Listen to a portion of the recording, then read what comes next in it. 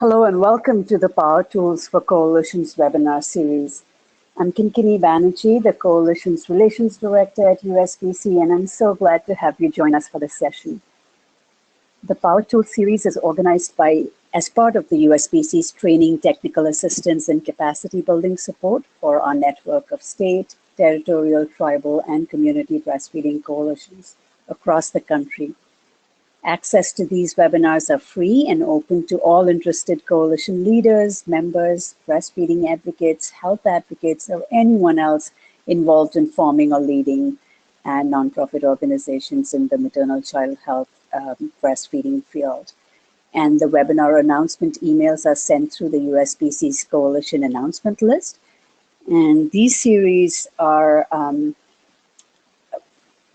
occur on the third Wednesdays of odd-numbered months from 2 to 3:30 p.m. Eastern. And to streamline access, we've set up the series so that once you're registered, you will automatically receive announcements and reminders about each of the sessions, so you don't have to register every other month for the session. You're automatically registered for all. And we understand that you may not be able to attend every session live. And so we record all of the sessions, and we have an easy access to both the live webinars as well as the archives. So for slides and handouts, you can go to the Power Tools page on our website, which is www.usbreastfeeding.org/power-tools. And if you're part of the Coalition's Learning Connection, you can also get all of the announcements. So all of the resources, the webinars materials for today's webinar are also on the Coalition Power Tools page. So if you don't have the reminder email, an easy way to do this is to go to our website, www.usbreastfeeding.org. And if you see the tabs across the top, you'll see the last one is Coalitions. Click on that, it'll open up all of our different webinar series. You'll see that. Click on the Power Tools webinar and it'll take you to the page. So you should have a chat too, which says that all of today's materials, the slides are, you can get a direct link to that.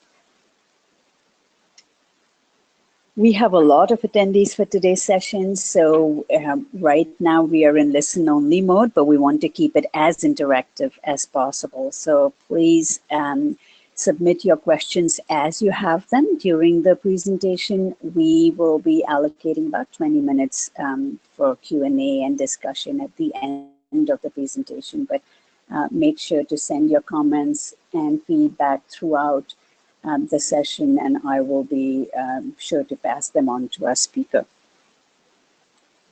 And here's how you do it. So on the right side of your screen, you should see a control panel. If you don't see it, it might be minimized. So click on that orange tab with the white arrow and it'll pop back out, and scroll down under the audio section is the tab for questions. Click on that tab, blue tab for questions, and it'll open up a text box for you to type your question in. And during this session, if you have audio or any other tech problems, you can chat it to us in the questions box, but also you can email coalitions@usbreastfeeding.org, and someone should be able to help you. And with that, this brings me to today's topic, diverse funding, building an engine for change. We are thrilled to partner with the Kansas Breastfeeding Coalition for this session. Are you looking for ways to fund paid staff? Do you have a great idea but no resources to get started? State breastfeeding coalitions are continually looking for funding to implement their programs, build capacity, and in general, change the landscape of breastfeeding support across your states. Coalitions are truly the engines of change. And if you are the engine of change, then your funding sources are the gears of your engine. And today we will discuss how KBC is building an engine for change, one gear and funder at a time. We'll also hear about the many creative strategies being used to build new partnerships, and you'll hear concrete examples of diverse funding sources for state breastfeeding coalitions, and that, you know, and for when you have the engine and you have the gears, what's really necessary to keep all of this moving smoothly is relationships, or the oil.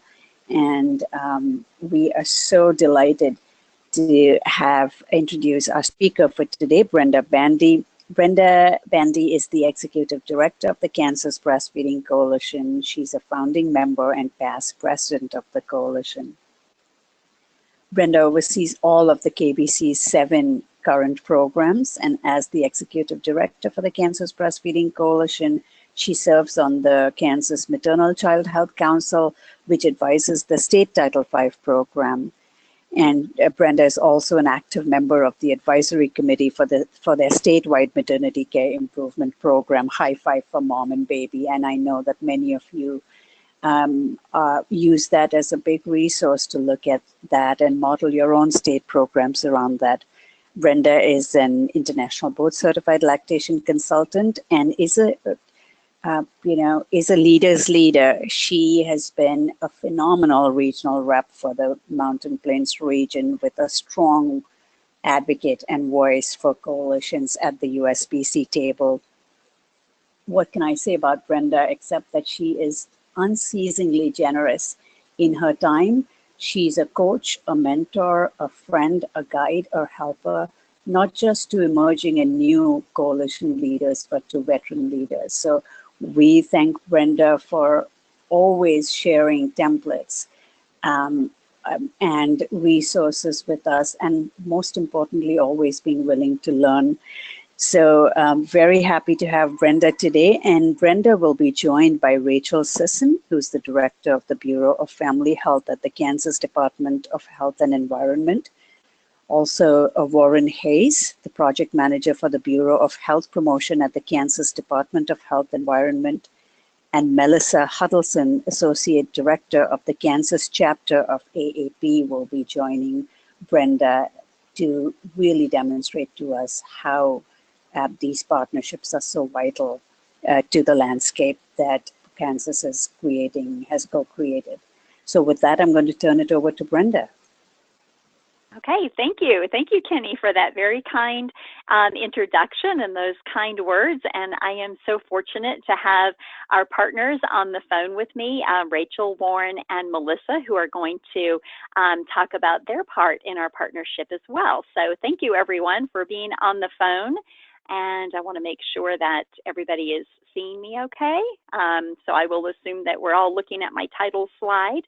And I was thinking about this when Danae and Kenny asked me to talk about our diverse funding sources. And I hope this analogy that I'm going to be using, this idea of gears, creating an engine for change, if this is something that resonates with you, because I'm going to be kind of using this analogy throughout our talk today. And I look at this in terms of creating different funding sources to help us create the change that we want to see in our states around breastfeeding. And so this is my kind of quick overview of our different funding sources. And then I'm going to take a look very closely at each one of these gears. But I would imagine for many of you on the phone, you have probably a similar picture maybe. You maybe have 1 or 2 gears. Maybe you have more gears than this. Maybe your gears are proportionally different than ours. And I think what I want to say is that it doesn't matter as the size of the gears. It doesn't really matter as much which ones are bigger than others. I think the point that I would like for us to take away today is that we need as many diverse gears as possible. And that is really what's going to create the strong engine that we need to create change. So I want to start with where we were back in the year 2009 when we first formed the Kansas Breastfeeding Coalition. And for those of you that are on the coalition's discussion list from the USBC, you'll notice that just this afternoon, there has been a very lively conversation on that email thread about a coalition that recently became a 501c3. How soon do we need an accountant and an attorney and these kinds of pieces, kind of housekeeping things. What do we need and in what order? And people have been so generous chiming in with their stories from their coalitions. And I have to say that I learned so much from other coalitions. Every time I talk with you all, I learn something new. So I think the fact that you're hearing from the Kansas story is just because I'm the one that's speaking. But I think any of you on the call today and our other sister coalitions could tell a similar story about how they started building their engine, but we're all maybe at different places. So here's where we were in 2009 when we first formed. And you'll see that we had only 2 gears at that time. And this may be where many of you are. You have maybe 2 sources of revenue, memberships and donors.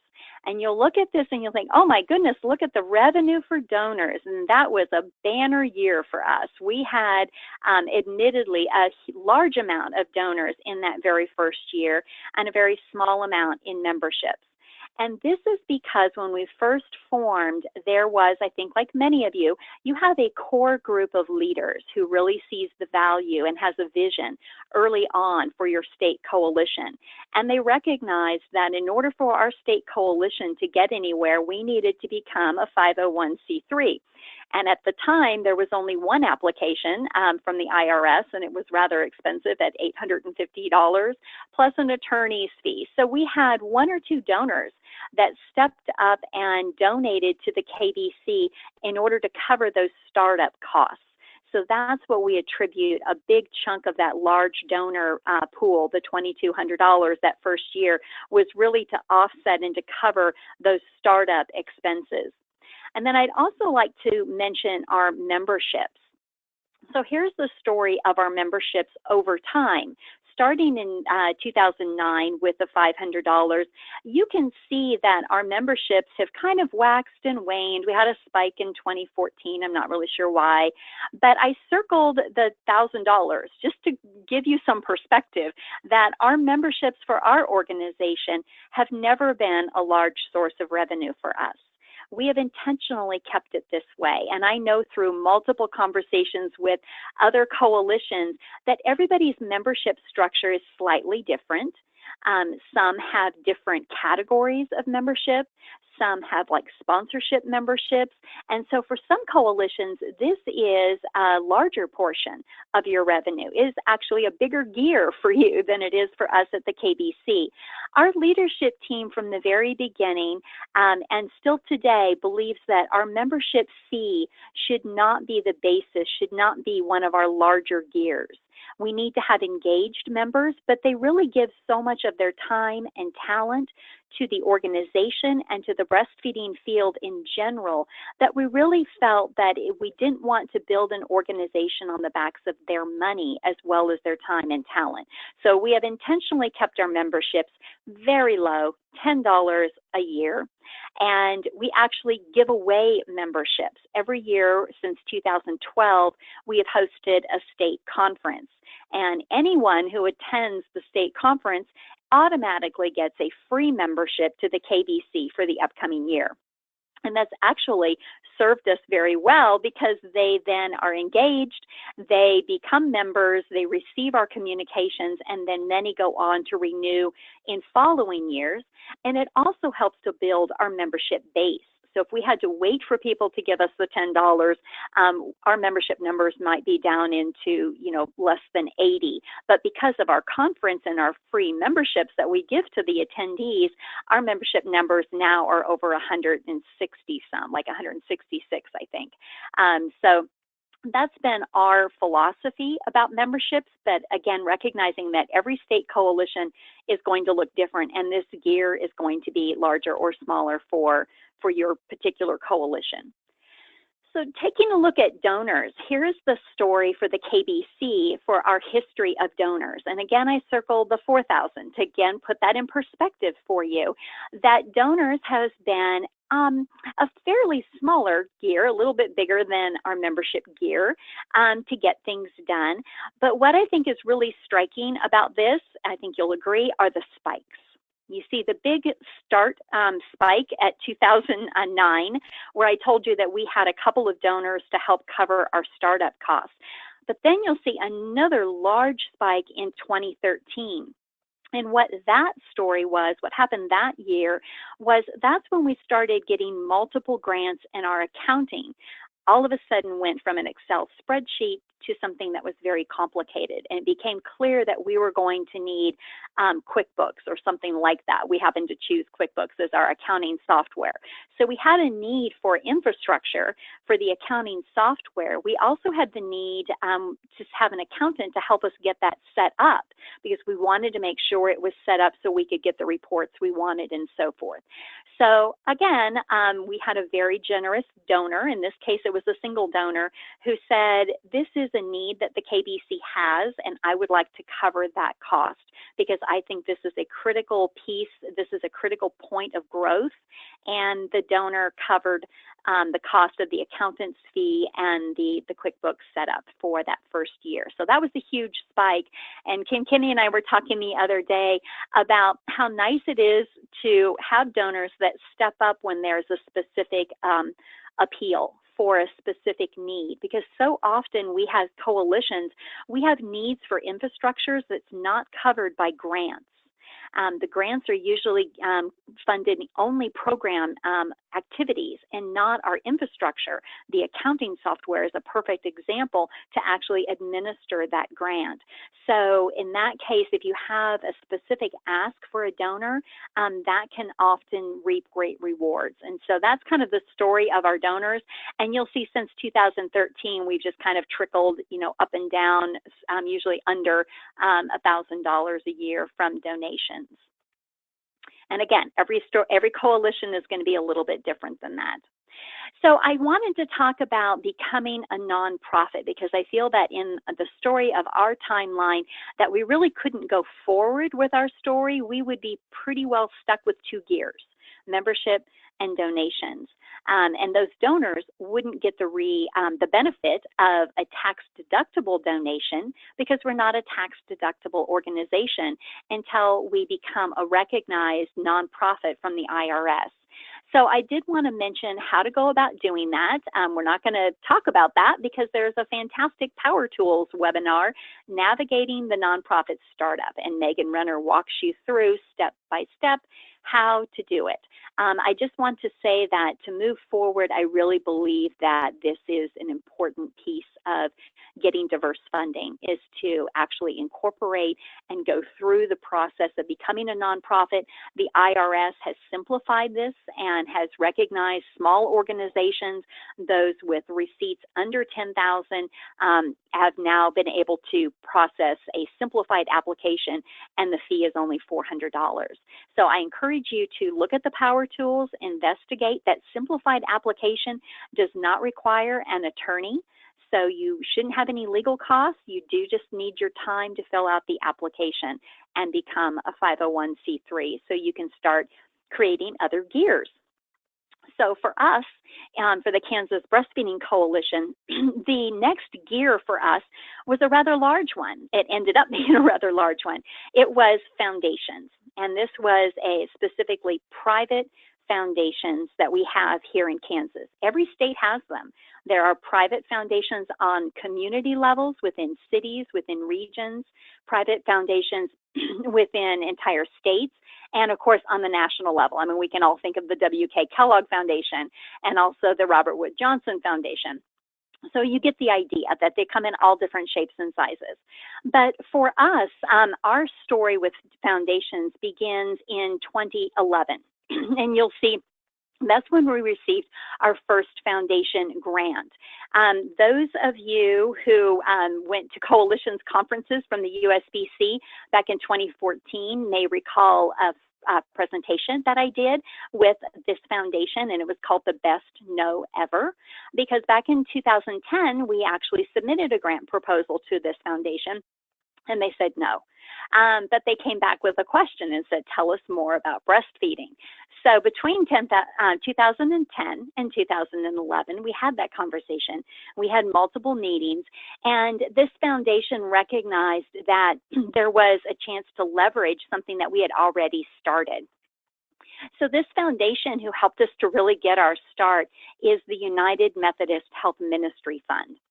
And they are fairly unique to Kansas. I don't think that you're going to have one in your backyard or in your state, but it's an example of a health foundation. And in 2011, they helped us to expand and enhance the business case for breastfeeding. We were one of the 30-some states that received a $10,000 grant from HRSA back in the day. You may remember in 2008 and 2009 that they selected states to do a train the trainer for the business case for breastfeeding. This was the green box that was that Kathy Carruthers and HRSA went around the country and trained us in. So we had that experience already. So we had already been trained in the business case. And the United Methodist Health Ministry Fund said, you know, here is a pre-packaged program, one that you've been trained to do, one that is evidence-based. Let's continue it. So they gave us our very first grant, and it was specifically for the business case for breastfeeding. Then over the years, they've allowed us to use some of that funding for our child care provider piece, recognizing that child care provider support for breastfeeding is an integral part of success for returning to the workplace. So that was kind of an offshoot of the business case for breastfeeding. So they did fund that indirectly. And some of you from Indiana, if Tina Cardarelli's on the phone, will recognize the lovely logo that they were so generous to allow us to use and expand their curriculum from the Indiana Perinatal Network. In 2011, this United Methodist Health Ministry Fund also started the High Five for Mom and Baby. Now, that did not go through our state coalition. It is completely self-administered by the fund, but we are an advisory entity to that. So they self-administer that program, but they rely on us for a lot of the technical and the content-specific help.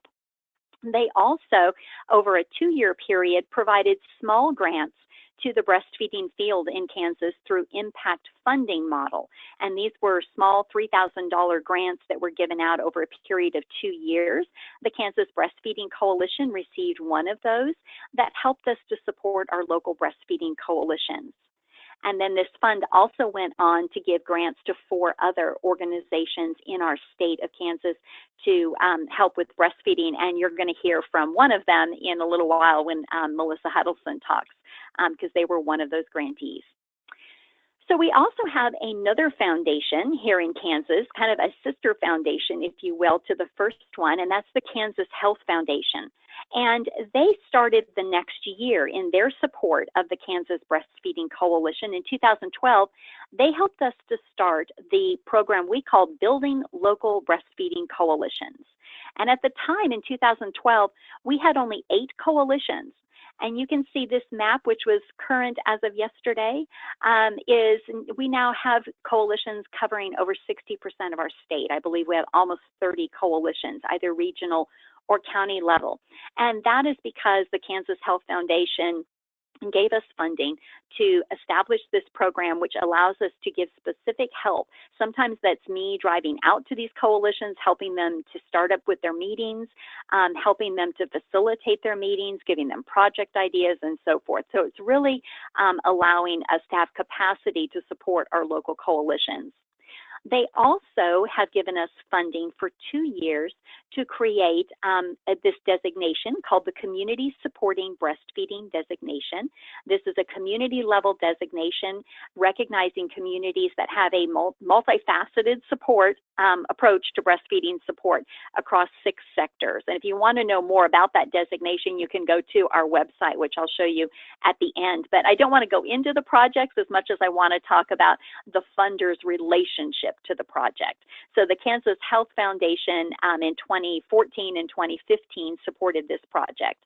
And they too went on, like their sister foundation, to give grants to 4 other organizations across our state as well. So they clearly are one of our largest supporters for breastfeeding and a large player in the breastfeeding field here in Kansas. And we've benefited from that.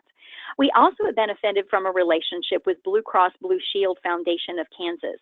They were, again, another funder for the Building Local Breastfeeding Coalitions projects. I think that you'll see that there are multiple, I need to go back. There are multiple funders for a single project. Remember, the Kansas Health Foundation started this project in 2012, and the Blue Cross Blue Shield Foundation picked it up in 2013. Kind of took a year off, and then they funded it again in 2015. So we have these projects, and we oftentimes can present them to funders to say, this now has a track record. This has momentum behind it. This is what we've been able to accomplish, and this is how much it's cost so far. And we have even bigger ideas to do even more. So you'll see the same project maybe coming up multiple times, but in relationship to a different funder. So here is our future funders that we have, that we're in conversations with. These have all been identified through a variety of ways. And maybe like you, sometimes you stumble upon a funder. And that was kind of the case with the first one, Prime Health Foundation. It was somebody in the Kansas City area that simply emailed me and told me, hey, this might be something you're interested in. So that was just something that landed in my inbox. The Downing Family Foundation is a regional foundation that covers a quarter of our state. A quarter of our state. And that came up in a conversation with somebody out in Western Kansas. They said, this family foundation is very civic-minded, and they give out quite a bit of money in this area, so you should investigate that. So we are putting together a proposal for that. And the same thing with the Dane G. Hansen Foundation as well. So my point with this slide is that you never know where the next suggestion for a funder might be. All of these were resulting from conversations that I had with somebody who then later thought of me when they saw this foundation. They thought of the Kansas Breastfeeding Coalition when they received that RFP, and they just thought to forward it to me. So I go back to networking and relationships, because that's really, you never know where that's going to lead, a conversation or an email thread that will send an RFP your way. So I think that's important. If you would like to be a bit more aggressive and not just sit back and wait for RFPs to arrive in your inbox, I suggest that you connect with the Foundation Center. This is a nationwide center that is a database of foundations and their RFPs. And the U.S. Breastfeeding Committee has a membership to this. So you can email them directly if you're a state coalition, and they will give you the magic keys to the Foundation Center that will get you connected and get you access to this database. I really encourage you to do this because you can also sign up for their newsletter. And so almost on a weekly basis, you can, I think I selected health, and then I get on a weekly basis all of the RFPs that have been released with a health topic to them, a health emphasis. And I can quickly scroll through those and see which ones might apply. And I've even been surprised that some that are specific to Kansas have been announced on the Foundation Center. And maybe, hopefully it wasn't the first time I saw it, but sometimes it is. So I encourage you to connect to the Foundation Center, get on their newsletter so that you can get, when the RFPs come out, you'll be notified through their weekly email.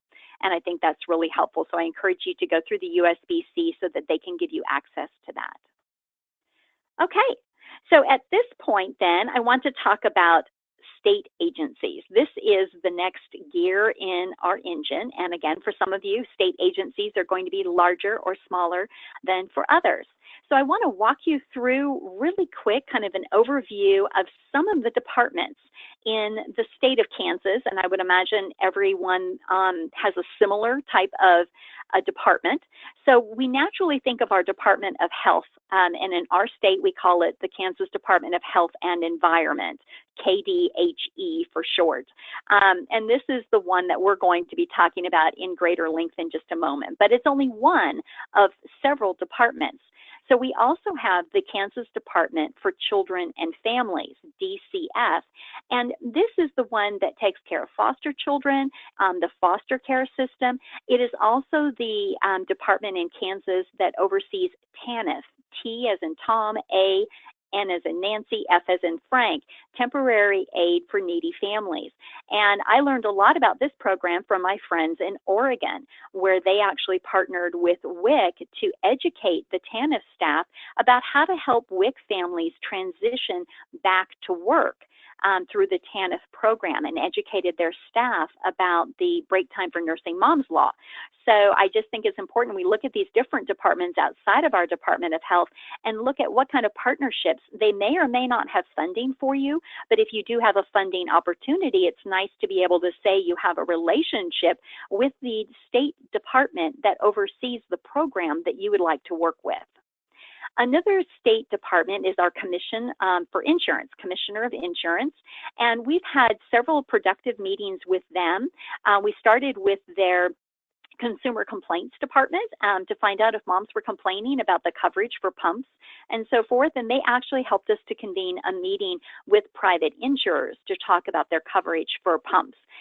So that is, while it hasn't resulted in funding, it has resulted in some wonderful conversations and very productive meetings.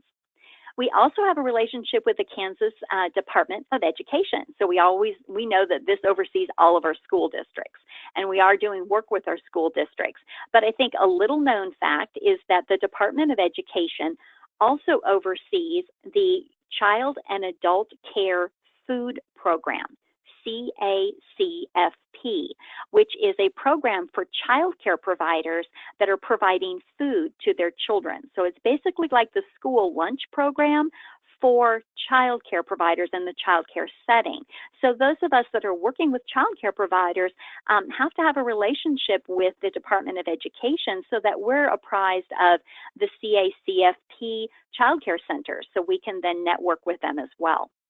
And then lastly, but not leastly, is our Department of Labor. We have a relationship with them that helps us to connect with all new employers in our state. They receive a letter about the federal law around the Break Time for Nursing Mothers Act. And so we've been able to educate employers about that law and their responsibility for that. So we have a joint letter from KDHE, our Department of Health, as well as the Department of Labor, to all employers. And we learned that lesson from Nebraska. They actually were the one that I know of that did it first, and that gave us the idea to do that as well, to have a joint letter from there. So let me now walk you through our Department of Health and Environment, which is the department that most of you probably think of when you think of breastfeeding funding. There are two distinct bureaus. We have the Bureau of Family Health, which is we also call the Maternal and Child Health Bureau on the left side, and it oversees WIC, and it oversees our home visiting programs, which is both the McV program and the Maternal Child Health Home Visitors, among many, many, many other things. But those were the two that I think have the most relevance for our conversation today. And on the other side of the house, we have Health Promotion, and they oversee worksite wellness, physical activity, and nutrition. Some of you may be familiar with the term 1305, which is a funding mechanism from CDC that usually goes through your health promotion branch. So these are the two branches, and these are the areas, and I am so lucky that our partners have agreed to talk and share. So you can stop listening to me and start listening firsthand to the Bureau Director from the Kansas Maternal and Child Health, which is Rachel Sisson. Rachel, are you with us on the phone? Hi, yes. Can you hear me okay? Yes, we can hear you just fine. And I appreciate you being on the phone. And if you could tell the state coalitions a bit about our relationship and the things we've done together. Absolutely. Thanks so much for this opportunity. I'm pleased to be here to not only support Brenda and really talk about our partnership, but also share with you. I know that I'll mention several projects and initiatives today over the next few minutes, but what I really want to focus on is, to Brenda's point, our partnership, how we not only came together to strengthen that, but to expand it over the past few years. And then if you want any additional information around projects or initiatives, I know that Brenda and I both are willing to follow up and share anything that might help you advance your conversations, relationships, and work around breastfeeding. So with that, I just want to say that, you know, the Kansas Breastfeeding Coalition has been such a critical partner going back many, many years with the Bureau of Family Health. As Brenda mentioned, I'm the Bureau of Family Health Director, but I also serve as the State Title V Director for Kansas. And I think, I would say prior to 2012, the relationship was really strong with WIC and a lot of our local agencies across the state. And like I said, Breastfeeding Coalition has always been at the table. Brenda's been an active member and participant and a supporter of family health, WIC, and breastfeeding for a long time. But in 2012, something happened. The Bureau of Family Health expanded through a state reorganization, and one of the large programs that came into the Bureau was child care. So I would say that that isn't necessarily something we're going to highlight today, but the child care program, in addition to WIC and maternal and child health and home visiting, is actively engaged in promoting breastfeeding from many aspects, not just supporting initiation, but also exclusivity and duration. Knowing that, you know, moms do return to work and they are interacting with child care facilities, and that's where our infants are in care across the state. So some really innovative things have come up with child care, and Brenda could share more about that also.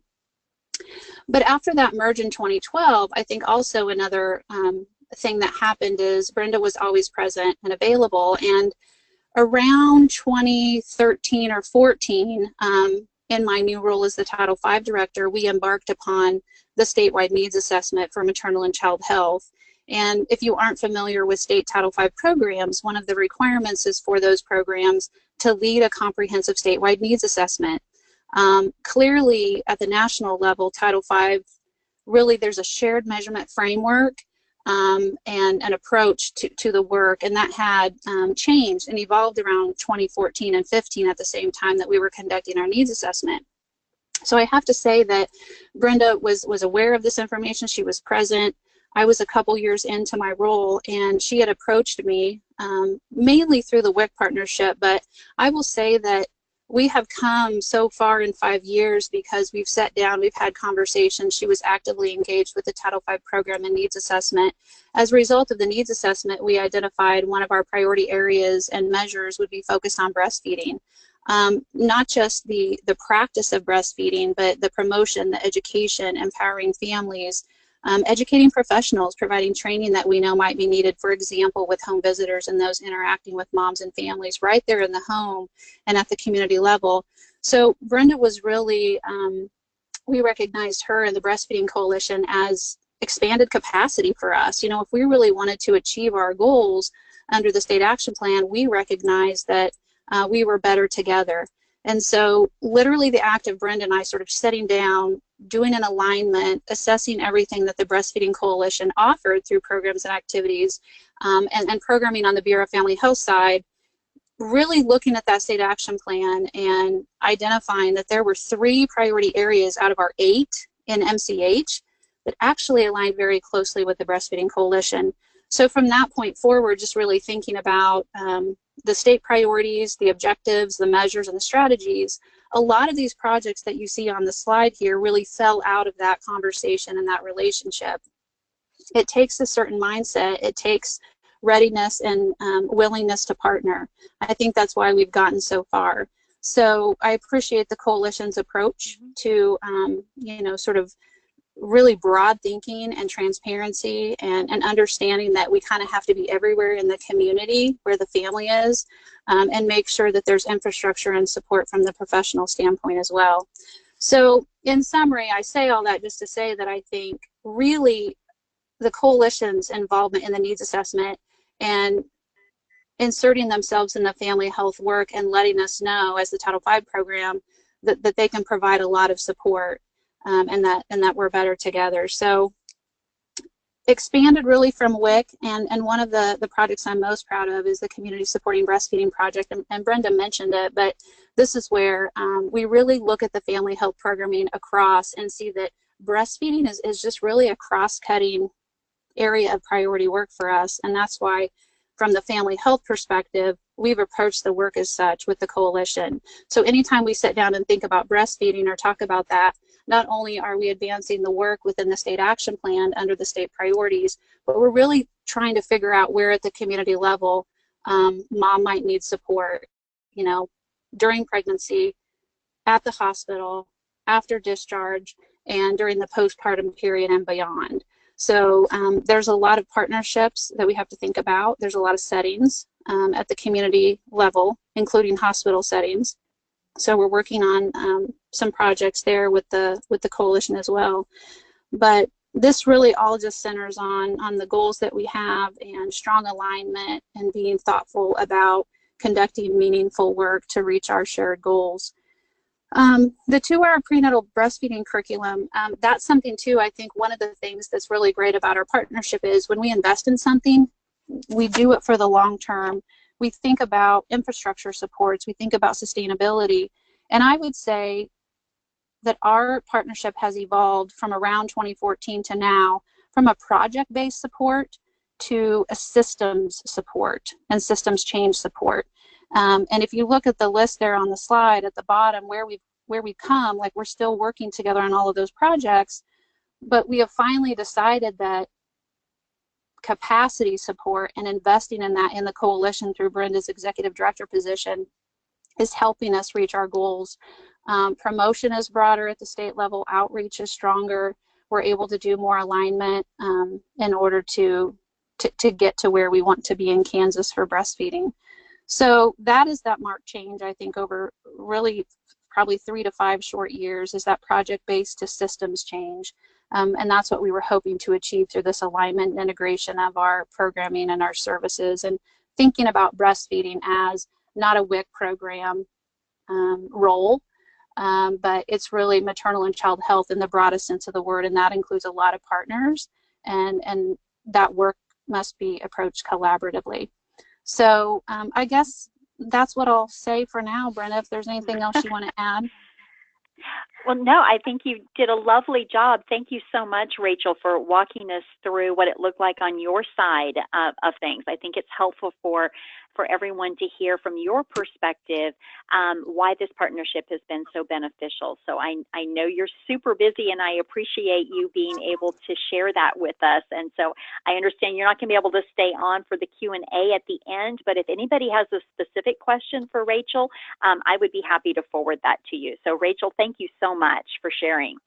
You're welcome. And the last thing I'll say, you know, I always, when I participate in these opportunities, I like something I can act on. And all I would say is I would encourage all the participants, if you do not have an existing relationship with your Title V director in your state as a coalition member or lead, find out who that person is and make contact. Thank you. Yes, well said, Rachel. That is great. I frequently walk the halls of KDHE, and it's nice to be able to you're so accessible to be able to just pop in and say hi. And as you said, Rachel, so much of our work has resulted from those face-to-face conversations. So finding out who the face of Title V is in your state, I think, is a great takeaway. Thank you. Okay, well, we're going to transition to another one of our partners. As I mentioned, we have on one side of our State Department of Health and Environment, Rachel's Bureau, and then on the other side of the house, we have Health Promotion. So we have with us Warren Hayes, and he is going to, see if I can get my, oh, there we go. There you are, Warren. Warren is going to talk to us about the Health Promotion Bureau and our partnership with them. So, Warren, are you with us? Yes, I'm here. Can you hear me? Yes, we can. Thank you so much. Okay, excellent. Yeah, our phones went down about 20 minutes ago, so I was hoping they would get back up before it was my turn, and it seems like they have. So we're good to go. Yes, we can hear you. Thank you. Okay, excellent. So hi there, everyone. My name is Warren Hayes, and as you can see, I'm the Physical Activity and Nutrition Manager here in the Bureau of Health Promotion at KDHE, Kansas Department of Health and Environment.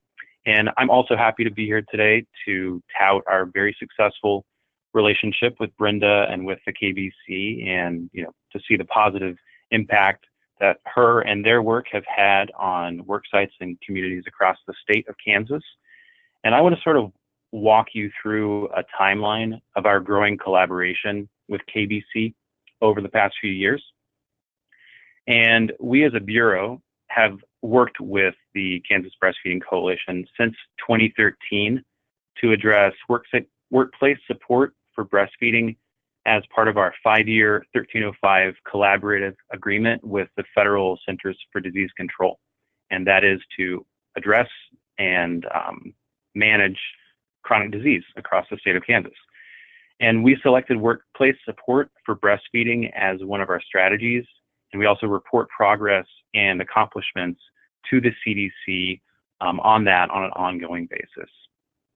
And the KBC actually approached us a year earlier in 2012 with the idea of expanding their business case for breastfeeding. And we saw an opportunity to incorporate that into our partnership with WorkWell Kansas. And WorkWell Kansas offers training and technical assistance to businesses and communities on implementing policies in work sites to encourage both good nutrition and physical activity at work sites. And in 2013, we contracted with KBC to provide information to employers at the WorkWell Kansas trainings about how breastfeeding could be an important part of worksite wellness. And Brenda traveled all across the state to talk about breastfeeding at all of those WorkWell Kansas regional trainings in that year. In 2014 and into 2015, we expanded that contract with the Kansas Breastfeeding Coalition to work with our county level grantees of our Chronic Disease Risk Reduction Grant, also known as CDRR, and to work with any of those grantees who chose to address breastfeeding activities. And Brenda continued to provide support to the WorkWell Kansas program, which now gave assistance to these new CDRR grantees who were then working on breastfeeding policies at their community levels. In 2016, the KBC suggested that we focus our work with employers to school districts in Kansas. And we contracted with them to provide actual technical assistance to 6 school districts across the state to help them implement district-wide policy to support their breastfeeding employees. And we also asked the KBC to survey school districts about their support of breastfeeding employees to give us a sort of baseline understanding for comparison over time, as well as to give us a clearer picture of the levels of current support for breastfeeding within school districts. And in 2017 and into the next year, 2018, our contract with them will extend their work to an additional 7 school districts, and will also expand their work into child care centers. And KBC has been working with child care centers since 2013. Their expertise, we felt, was good in this area, and it fit well within our own goals to improve nutrition in child care settings. And again, that's part of that 5-year 1305 collaborative agreement that we have with CDC. And I think the key to our successful relationship with KBC has been good communication. They've provided us with input for contract ideas each year, and we've been able to align our own program goals with their expertise in working with employers, working with schools, and working with childcare providers as well.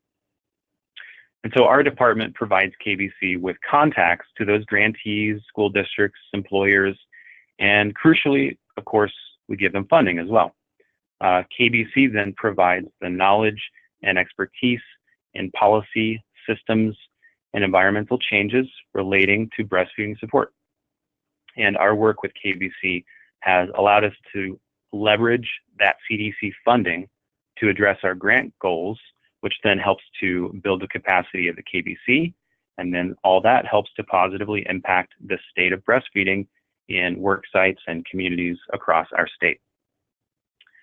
we do have to say that KBC has been very timely with their reports, and that allows us to meet our own reporting deadlines, which is, of course, very important.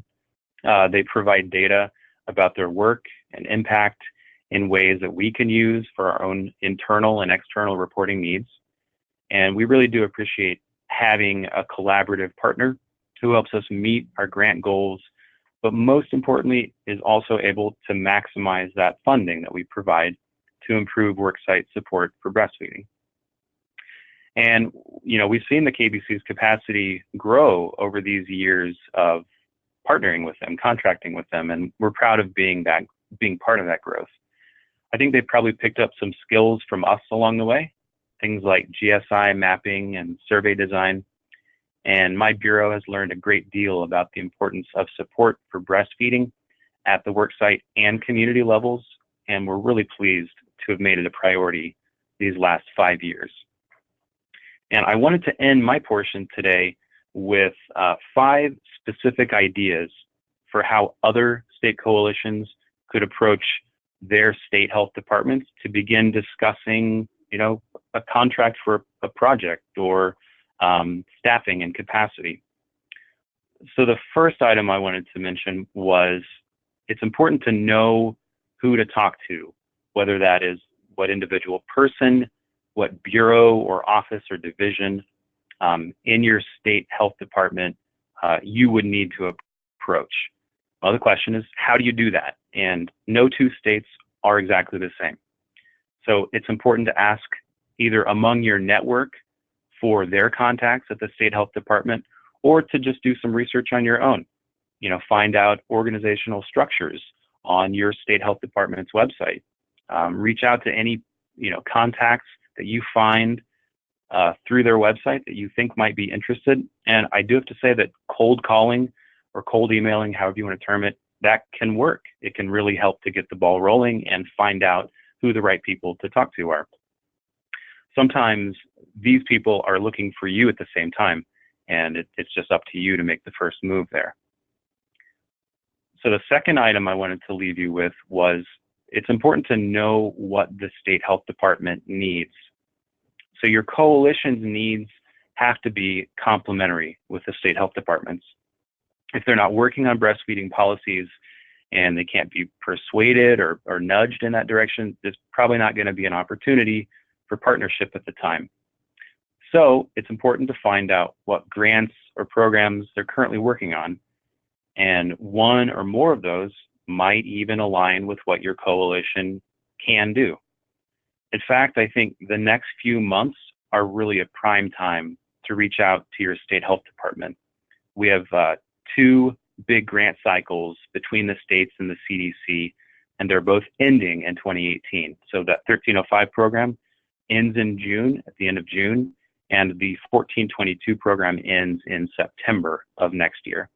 And around the beginning of 2018, the funding opportunity announcements for the states will come out from the CDC, and we'll find out what actually the next round of grant cycles look like. So I think now would be a great time to get your foot into the door and to find out where you can place yourself. So the third item I wanted to leave you with was to find where the money is, and you won't get it if you don't seek it out. It's important to remember that CDC gives grant funding to the states, and then the states need to spend those funds in meaningful ways to accomplish their health program goals. So how do you get a piece of that? It's important to position your coalition as the obvious choice. Being knowledgeable and a deserving recipient of these funds, and if you've done that contacting, networking legwork, that will put you in a prime position to receive the funding. It's also important to keep in mind that you should negotiate for a fair amount of funding so that your coalition can both adequately accomplish what the state health department needs from you, and so that you can also meet your own funding needs. Number 4, I have down as be a good partner and prove your credibility. And I think if you expect to have a good relationship with your state health department, you need to treat them as you would have them treat you, with openness, honesty, flexibility, and positivity. And like any multifaceted program, problems will arise. They just will. And it's how you sort through them that shows your dedication to having that successful partnership. And also keep in mind that you're there to offer insight and recommendations that the State Health Department wouldn't otherwise know or even have the eyes to see. So you really do have a special role. And then the fifth point I wanted to mention was to keep in mind that things may start small. So even KBC's first contract with the Kansas Department of Health and Environment was for a small amount to accomplish one program goal. And it didn't mean that we didn't value them, just that we needed them for a very specific thing at that time.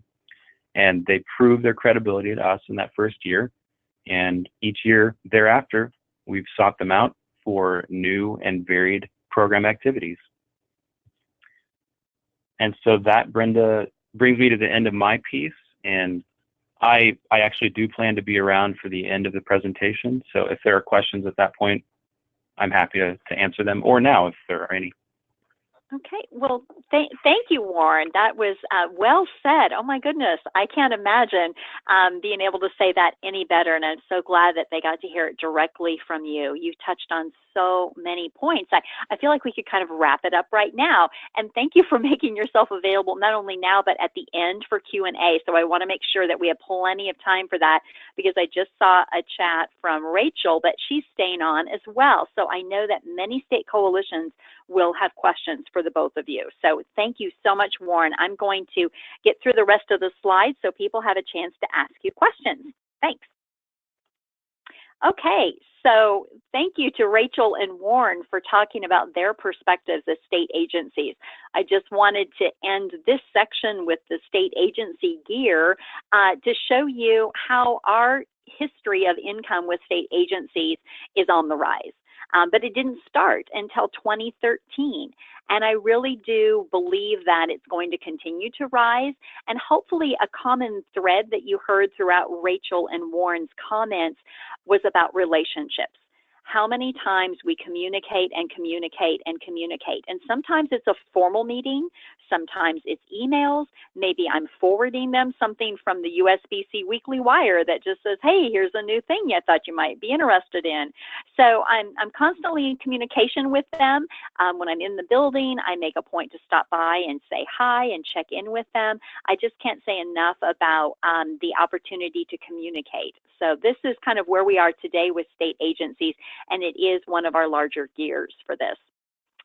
So the next gear, kind of the last one that I want to visit with you about before we move into the Q&A, is about other organizations. So outside of foundations and donations, memberships, and state organizations, we have other organizations and agencies who have contributed to our success, and that some we have continued relationships with. These are three organizations that we have had relationships with on and off over the years. The Office on Women's Health, for those of you who have been around for a while, may recall the days where they had small grants, like $2,500, that they would give out for project-specific work. And so we received one of those to help us with the business case for breastfeeding, obviously. And we received another one in 2013 to start our child care provider. And it was only $2,500, which I know I say only, but at the time that was a huge amount for us. And it was exactly the right amount for us to partner with the Indiana Perinatal Network to build off of what they had created, and for us to be able to adapt it to Kansas and make it work for us in Kansas. So We Care for Breastfed Babies resulted from the partnership with Indiana Perinatal Network, but most importantly from the funding that we received from the Office on Women's Health, which was really a fairly small amount, $2,500, but it was exactly what we needed to get started. The March of Dimes, we have had varying opportunities with funding with them on and off over the years. The most recent one was they funded 2 of our Breastfeeding 101s, which is our term for basic breastfeeding training. It's about a 5-hour curriculum open to anyone in the community. We have extension agents and home visitors, and we have people from school districts, and they're funding 2 of those trainings in 2 of our largest metropolitan counties. And then we also received funding from Astepin, which was, you can see they formerly had extra letters in their name, but back in 2012, 2013, they funded a nutrition and physical activity collaborative for us as well. And this is a story of a rather large funding mechanism that we received, and I'm just going to go over it just fairly quickly because I know we want to have time for Q&A, but it began with the state of Kansas receiving a federal Healthy Start grant in 2014. So it was a federal HRSA grant, a Healthy Start grant. Rachel, actually, her bureau wrote the grant and received the funding, and it went specifically to one county in Kansas, Geary County. And they created a perinatal collaborative. But because of our relationship with Rachel, she knew that we were working on those community supporting breastfeeding, that multifaceted support. And because of that, she made sure we were connected with the newly formed Geary County Perinatal Collaborative. And for 2 years, we did very intensive work with them to help them achieve this designation. And so that would not have come about if we had not had a relationship with Rachel. And when this federal funding mechanism came through her bureau, that she thought of us to help them with this specific aspect of their grant. So here's a list of other sources of funding that we have received over the years. Some have been smaller and larger than others. I love my Oral Health Kansas folks. They needed some help creating a fact sheet. And we didn't have the capacity for somebody to do the intense research that they were wanting done. And I said, hey, if you would like some help with this, we're going to need some funding for our time. And they're like, sure. And it was not a very large amount, but it was exactly what we needed to get that work done to allow for someone's time to work with them on that project. So sometimes don't be shy to ask your partners for some funding. If they want you to collaborate, collaborating for free sometimes is the best way to get things started, but you may not always have the capacity to collaborate. If you don't, I think it's okay to be honest and to say, you know, with a little bit of funding, you have to recognize we are a volunteer organization. And for me meeting with you for 5 times for 3 hours each to go through the research and create this fact sheet, I'm not getting compensated for that. Is there some funding that you have for creating this product? So that's just one story. But you can see this is a pretty diverse list of partners here from other sources of funding. And we're really fortunate to have on the line with us Mel Huddleston with the Kansas chapter of the American Academy of Pediatricians, the AAP. So Mel, are you still with us? Are you there? Yes, I am here. Can you hear me all right? Yes, we can hear you just great. So I'd like everybody to be able to benefit from listening to Mel talk about our partnership around this designation. So Mel, I'm going to turn it over to you. Great, thanks, Brenda. First, I'll have to apologize. I work from home, and a UPS truck just decided to drive down my street, so my dog might be howling in the background. So hopefully that won't be too distracting. But yeah, so I work with the Kansas chapter of the American Academy of Pediatrics, and I first met Brenda when we were both working on a Kansas Breastfeeding Summit that was being put on by 2 foundations in our state. And through working on the planning committee for that summit, I came to learn about how knowledgeable Brenda was, not only about breastfeeding, but really how she seemed to have her pulse on really what was going on in our state, and where resources were needed, and really what was going on. And she just had a really good feel for that whole area. And so also during that breastfeeding summit, it became pretty obvious that we needed to be educating providers, physicians, and family physicians and pediatricians about really doing more to support breastfeeding mothers. And so we applied for a grant through the United Methodist Health Ministries Fund to educate providers, because they really, as it turns out, are not, they don't get much education in residency, and most physicians who are really good at breastfeeding support are the ones who breastfed many babies. And so that doesn't include everybody, especially men who are physicians. And so so when we applied for this grant, we knew that while we could provide access to physicians and practices and doctors' offices, we really, our members probably didn't have the resources to put together the training and the toolkit and the information that we actually wanted to push out to these physicians. And so knowing that Brenda and the Breastfeeding Coalition had that information, and that was really their strength, was knowing what these physicians needed to know, that's why we reached out to the Kansas Breastfeeding Coalition to partner with us on this grant. We decided to name it the Kansas Breastfeeding Friendly Practice Designation, and we met with four, I think there were three, were there 3 or 4 of you guys? I can't remember, 3 or 4 members of the Breastfeeding Coalition, several times, about monthly, for about 6 months, to put together a toolkit for physicians of useful, helpful information for them to provide to parents and their staff. And we also put together an on-site training that we go out and we do at the doctor's offices. And so it was really, I just felt like it was a great partnership. We also had a pediatrician and then myself as part of our collaborating group putting this project together. And so it was great understanding, you know, we had the physician in the room who was, you know, kind of telling us what was realistic and possible for them to really do to promote breastfeeding. But then we also had the Kansas Breastfeeding Coalition letting us know really what the gold standard would be and what, you know, they would like to see happen. And so it was just really great having the right people in the room to really put this project together, and it has been really well received. Once our grant was awarded, however, we did go ahead and write up a contract, just very clearly stating, you know, what we expected or what we would like for the Kansas Breastfeeding Coalition to provide. And again, that was their expertise in really putting this project together, and in which part we were going to put together. And so that is always important when you have partners like this, is just that everybody can understand up front what duties everybody is going to handle, and then what the compensation is going to be. And so that was a really helpful piece as well, understanding who was doing what.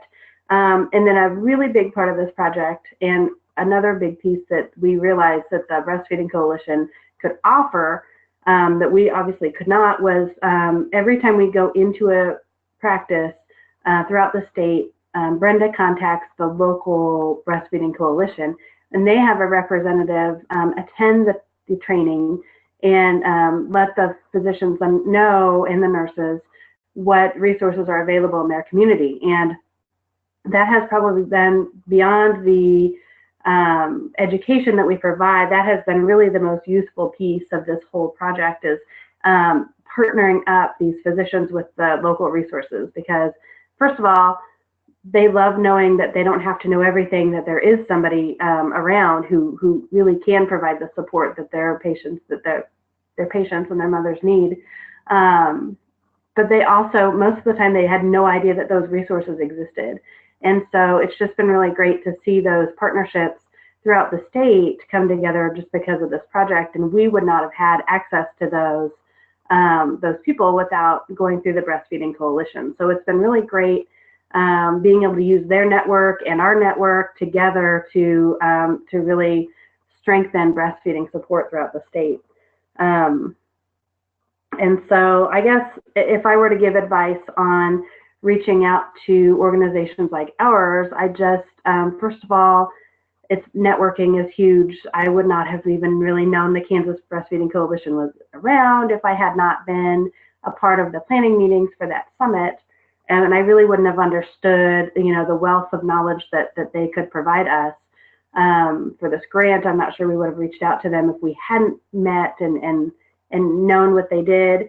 And then, and just always understanding, you know, what everybody's strengths are. Like I said, our strengths are kind of being able to network with the physicians and the practices on that side, but we did understand that, you know, we could not provide the education piece that the Kansas Breastfeeding Coalition could offer our project. And so we always try to just, you know, find the right people for the right project so that we are, you know, having the most impact on our members and then, of course, the families that they serve. So I think that's about it. Brenda, was there anything else you wanted me to provide or any other information? Oh my goodness, you did a fantastic job. You did a great job summarizing and giving that idea about how to make your presence known, to say that, you know, if you hadn't known about us, you still would have received the grant, but it might have ended up looking completely differently. So thank you for highlighting for the people on the call that the importance of making your breastfeeding coalition's presence known. So thank you. Thanks, Mel. I appreciate you taking time. Are you going to be able to stay on for a few more minutes in case they have questions at the end? Yeah, I can stay on, no problem. Thank you. Okay, thank you so much. Yep. All right. So I'm going to move on then. Thanks, Mel, to the next slide. Here we go. An overview of our history of income from other organizations. You can see that it's pretty much bumped around under $10,000, except for the huge spike that we got for the 2 years that we were working with the Geary County Perinatal Coalition, doing very intensive work in that community around their federal Healthy Start grant. So that was, that really, like you see, there's a huge spike, but that's not the norm for us at all with other organizations. So they are usually smaller contracts, but as Mel described, very worthwhile contracts as well. We're able to get a lot done. So here is a story that I learned just recently, actually, up in Nebraska. I happened to be up there, and I learned about, when we're talking about other agencies and sources of income, that under the Affordable Care Act, all nonprofit hospitals are required to go through the first of these 2 stages of a community health needs assessment, followed by an implementation plan. So the first 2 things are required by all hospitals. But what they do with that implementation plan is of importance to us as state breastfeeding coalitions. Because an example is CHI Health up in Nebraska. They went through the first 2 steps and they recognized the need to address breastfeeding. And they decided with their implementation plan to address breastfeeding using the Nebraska Breastfeeding Coalition. So they were able to fund specific activities through the Nebraska Breastfeeding Coalition to address the hospital's implementation plan. And I understand that that's not unusual. Sometimes the hospitals will decide to do their implementation plan in-house, but oftentimes they're looking for partners to help them to address that. So I just wanted to draw attention to the hospitals and nonprofit hospitals specifically as a potential revenue source for funding. They also have community benefits that they do usually give out. Sometimes, again, they're doing it in-house. Maybe they're sponsoring a walk-in breastfeeding clinic as their community benefit, but sometimes their community benefit is partnering with other organizations, and they may be able to direct some funding your way. So I just wanted to let you know about hospitals and the mechanisms in which they may be able to fund your projects together. I also wanted to talk just briefly this topic between grants and contracts. You heard our partners talk a lot about contracts. And we have done a lot of our work around contracts, and I just wanted to highlight for you the difference between grants and contracts. Grants are usually based upon those requests for proposals, the RFPs that I mentioned earlier, that I was signing up for the Foundation Center, for example, to receive notifications that there was an RFP. RFPs come with specific goals, and they're usually very competitive. So a funder will say, we want to address these 3 things, everybody submit your best ideas, and you're probably very familiar with the whole grant structure. It is highly structured. They have certain reporting requirements and so forth. But there's also usually quite a bit of support. So once you get your project rolling, the grantor sometimes will offer support to you to actually do the work. The other thing about grants is it's very typical to, they allow, usually they will say up to 10% for indirects. And we learned about this, thankfully, through the USBC brought this to our attention. And so this is something that we always pay attention to when we're writing our budgets for grants, that we allow for the indirects in our budgets up to the 10%. And that has been something that's been very important to us in building our savings, if you will, around those indirect costs. So we don't have a lot of time to go into that, but I do want to mention that. On the other side, we have contracts. So contracts is what Rachel and Warren and Mel were talking about. This is where there's work to be done, and they've identified your coalition as the perfect organization to do the work. And there's no RFP. Nobody else is competing for it. They're reaching out to you and say, would you do X, Y, Z? Or maybe you're suggesting, as I did with Warren's organization, we can do X, Y, Z for you and make the best use of your funding. And so this is usually based on relationships. It's where it's sometimes smaller amounts, although we've had some that have been larger. You don't have to wait for the RFP to come out, but you do have to be a little more aggressive, I guess, at identifying these opportunities for contracts. But they can be as big a part of your engine and building those gears as grants are. The things they have in common is obviously money. They both generate revenue and can be sources of funding. They both will have specific deliverables, either grant deliverables or in the contract. You heard Mel talk about we have a contract, and it spells out exactly what they expect from the KBC. You will attend X number of meetings and help with the toolkit, and we had X number of webinars that we were responsible for, and it was all spelled out. And we have reports that are due. The contracts usually less so, although in the case with our state agencies, absolutely they need their reports from us so that they can do their reports. And both of them are going to be time bound to a specific start and stop date. So I just wanted to mention the difference there.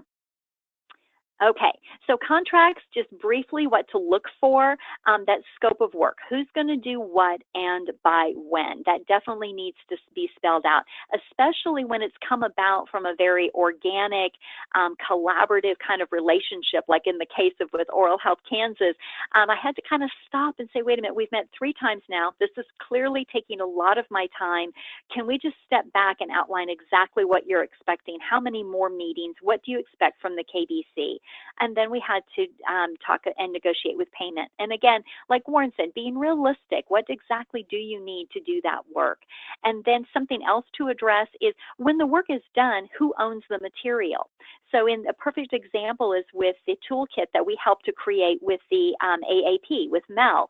They own the toolkit. Obviously, the toolkit is full of information that's available for free for everyone, but the actual toolkit in and of itself is housed on their website.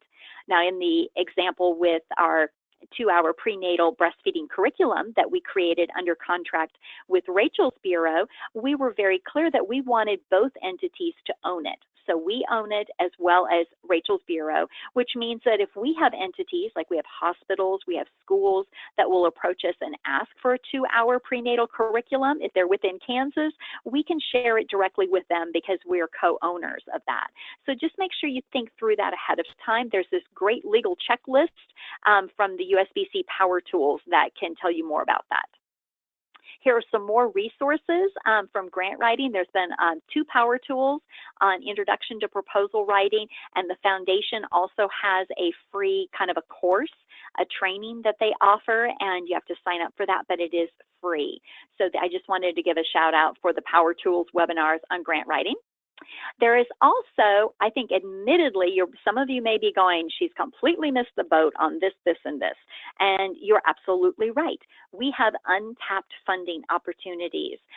Some of them that may not even be on this slide that we're not aware of. And that's kind of the nice thing about you all, is that we're learning from you. And I really wish we were all together so that you could be sharing your funding opportunities and your diverse funding, because that's how we learn. But we recognize we could do more around donations. So the USBC Power Tools on Furious Fundraising 2.0 that I think it's Danae that does those so well. Those have been really, really helpful. But there's so much more we could do. We just haven't had the capacity and the time to really devote to fundraising appeals. But absolutely, a bigger gear could be created from that. So donations and fundraising kind of all go together. Our membership fees, I already addressed that earlier. We could create a more robust membership structure and create more revenue for that.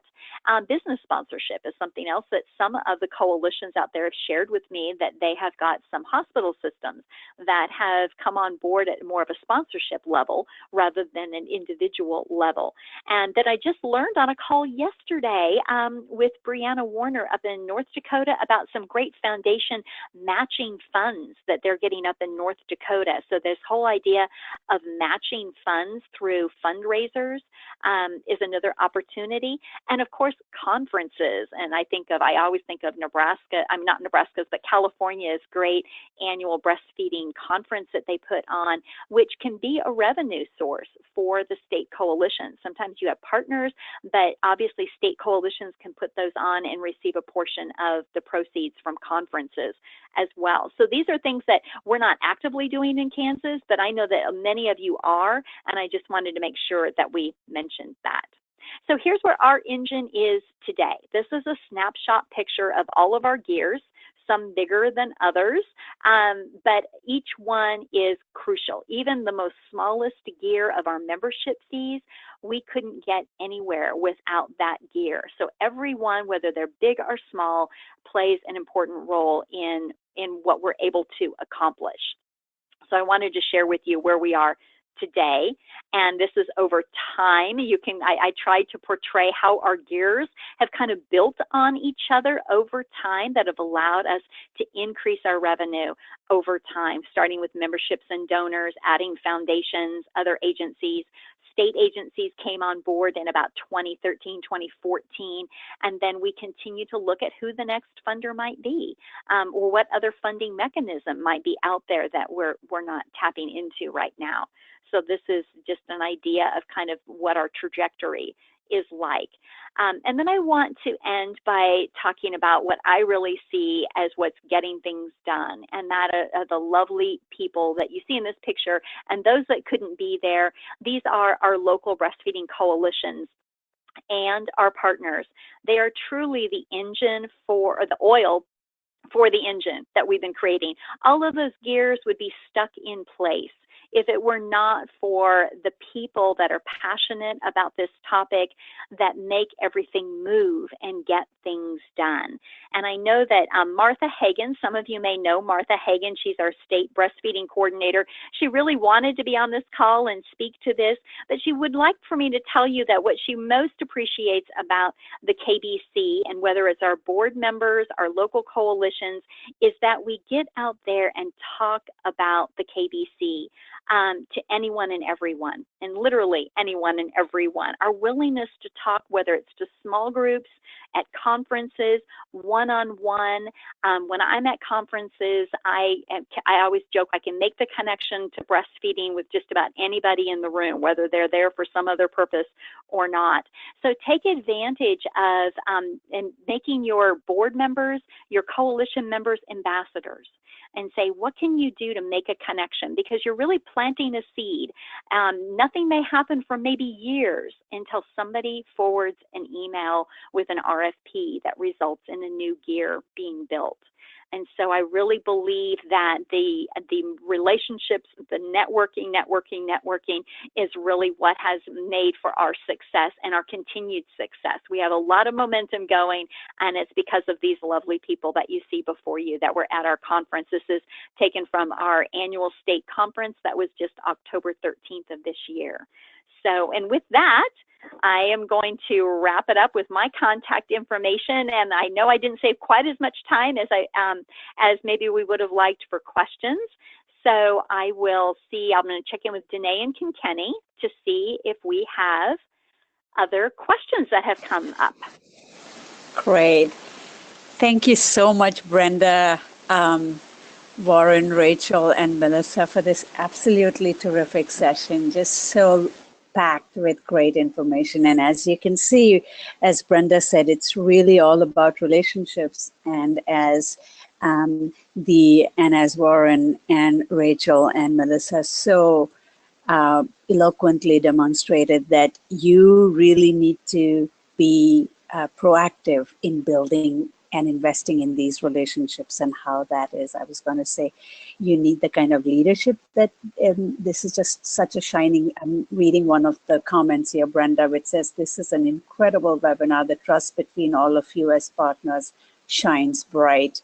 Cheryl says, and there are questions to get to, but really this is where you pound the corridors, make the connection, so you have a voice when needs assessments are being done, when plans are being made, and to be able to give without instant, without expecting that there'll be something instantly. We hear coalition say, "Oh, I spoke to him, and it didn't work." Is that sometimes they have, our state and other partners have so many priorities that they are juggling that they might not be able to help you then, but just listening and that partnership keeps you on their radar as well. So Brenda, we have, again, many comments saying how terrific this session was.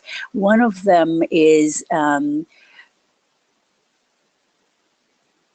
how, can you speak to how KBC created the people capacity when the coalition began to take on the scope of, as you can see, the spikes happening and the creating the relationships? What was the, Yeah, so really our board members, and many of you, you know who those leaders are, whether you call them your leadership team or your formal board members. Over the years, those individuals have done, in the beginning, they were very much a working board. And so they would attend meetings. They would be building these relationships. And then over time, it became clear that we needed kind of one person that they could tap to say, could you go to this conference? Could you go to the meetings?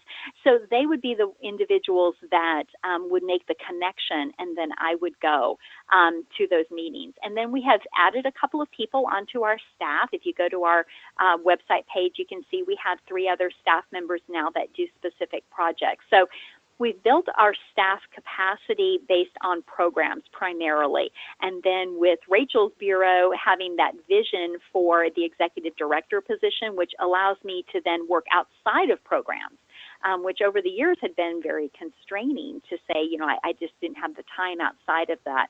And I should mention that United Methodist Health Ministry Fund is also contributing to that paid position as well. But the truth be told, I think we all know this, that in the early years of coalition work, we do so much as volunteers. We spend so much time in meetings, maybe traveling away from our families, and not getting paid. There is no immediate reward. We do it because we're passionate about what we do. We're fortunate that the time I was able to invest as a volunteer early on is now reaping rewards. We're seeing the payoff on that investment. But we all invest time as volunteers early on. And that's one thing that we just can't measure. There's no chart in the world that we can throw up on a screen to measure the amount of volunteer hours that are put into building a coalition. And that's probably the invisible gear that keeps everything going, right? That's true. And as USPC fiercely advocates for coalition infrastructure funding with our own funders and our own partners, because we do feel that coalitions play such a vital role in advancing the health goals of the state, of their local communities, that it's hard to do this on the backs of volunteers alone. So having these kinds of diverse partnerships are so vital.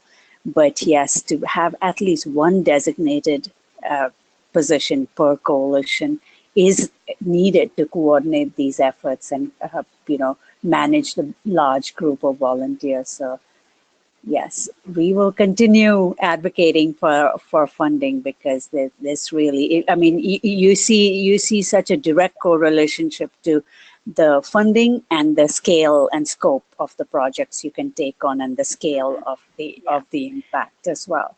Right. And we're very fortunate that we have funders that value that collaborative spirit that may not have, like Rachel was saying, building systems and policies doesn't have the neat and tidy deliverables that are so immediate, but they still value that. And we're very fortunate to have partners like Rachel and United Methodist that value the systems approach for that. Were there any questions for Rachel, Warren, or Mel while we still have them on the phone? Yeah, one of the questions for Rachel also, because it did say about, the funding for the ED position and how does that, how do you build some sustainability into it? Is it a year to year, not knowing will you have this position next time? And for a leader like, the director of the Bureau of Family Health at the Health and KDHE, how do you all, from your angle, work to create that sustainability?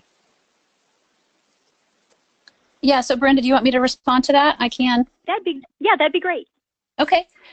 Yeah, so as I mentioned, I think through the actual sitting down, having discussions and doing the alignment, literally taking the Bureau of Family Health and the maternal and child health state priorities and strategies and thinking about what the coalition already has in place and what they have to offer.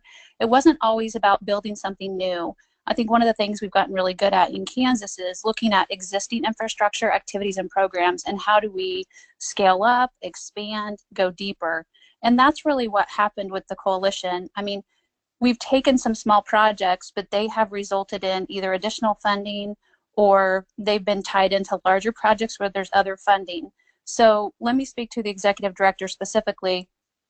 The Bureau of Family Health funding that supports half of the executive director position is mainly maternal and child health funding. So that would be the Title V block grant funding. And as I said, where you can leverage through this partnership with Title V is know that the breastfeeding measure, which is fairly comprehensive, is part of the national measurement framework. Now, states have the opportunity to select or not select the breastfeeding measure, but I could almost bet that majority of the states are working on breastfeeding in some way. So that's already a given that you have a conversation to start with. WIC contributes some funding as well. Clearly, WIC breastfeeding is part of the core WIC work. But in family health, we decided to blend that funding together to make this happen. It's sustainable in and of itself, in a sense, because the funding source is Title V block grant, and breastfeeding will be a continuous area of work for us in the state. Title V programs are a key partner because of that reason.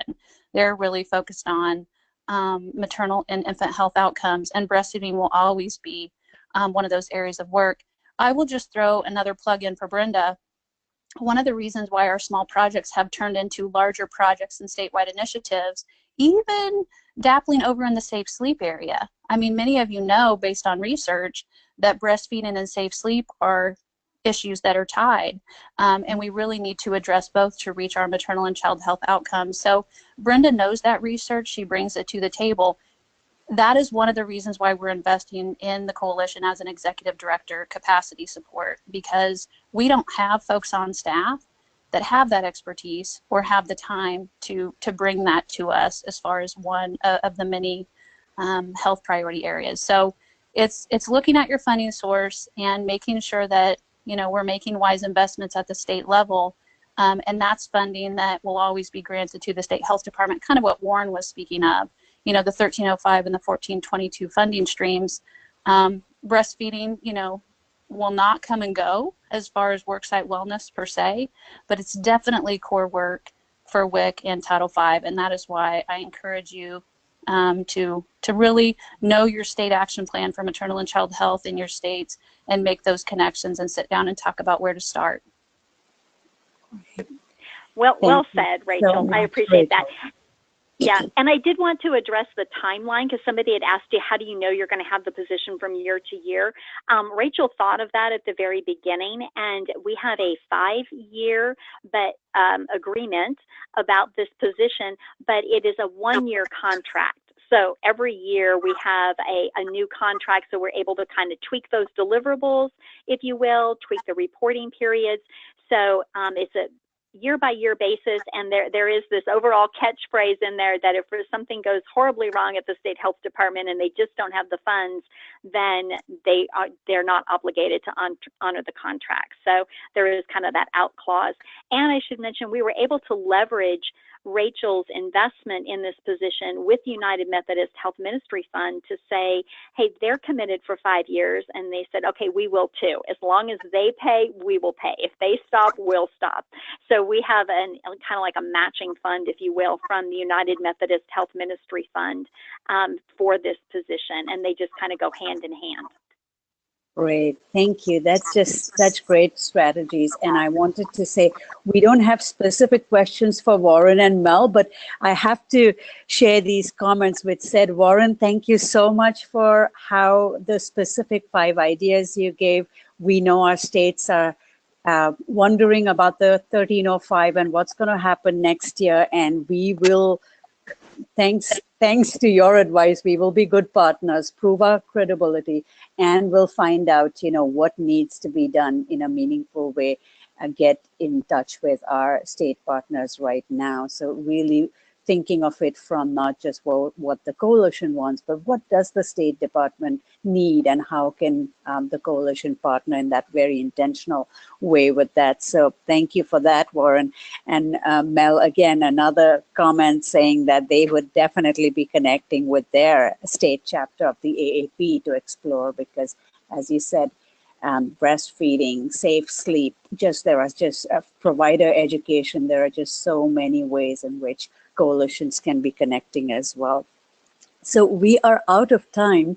I'm going to see if there's, thanks for a wonderful presentation. And then are there specific technology needs that have grown with this, Brenda? And I'm going to keep that as the last question. There is one more about capacity change, but capacity change in terms of, beyond your QuickBooks, but other technology to handle the volume of work that you're doing, the coalition is doing? I would say that probably the most recent capacity or technology piece that we've added is, and you guys are going to laugh, but we just discovered Constant Contact to streamline our communications so that it is not only streamlined but more professional. So we've added that to our toolkit. We are considering adding GoToMeeting because we facilitate our local coalitions, at building local coalitions. We have quarterly calls for them. We're thinking about adding GoToMeeting to that, kind of following in the footsteps of our sister coalition with the Michigan Breastfeeding Network. I think they're a great example of how they're using technology. So that's about all I have to say on that one right now. I would say technology, go see Michigan.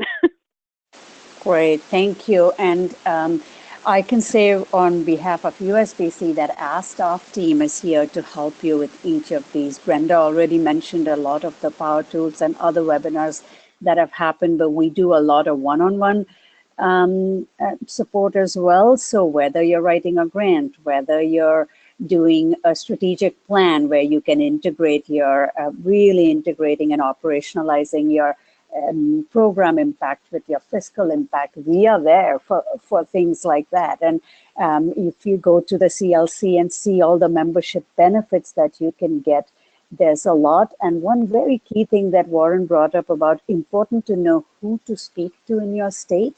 So in partnership with all of the other breastfeeding public health partners such as ASTO, NACHO, ASPHN, AMCHIP or Title V, we will be in 2018 working on a toolkit for each state to say which are the departments that are currently doing chronic disease, who are the titles, not the names, but which are the key people you need to connect with. And we hope that this will be a bi-directional resource. So not only does the coalition know who in their state they can connect with, but the state stakeholders know who are the ones who are doing breastfeeding and MCH work outside of the state, and infrastructure that they might tap on to advance their mission, your missions as well. So stay tuned for that. We'll be connecting with you all to build this toolkit state by state for every state, so you will know how to make those connections.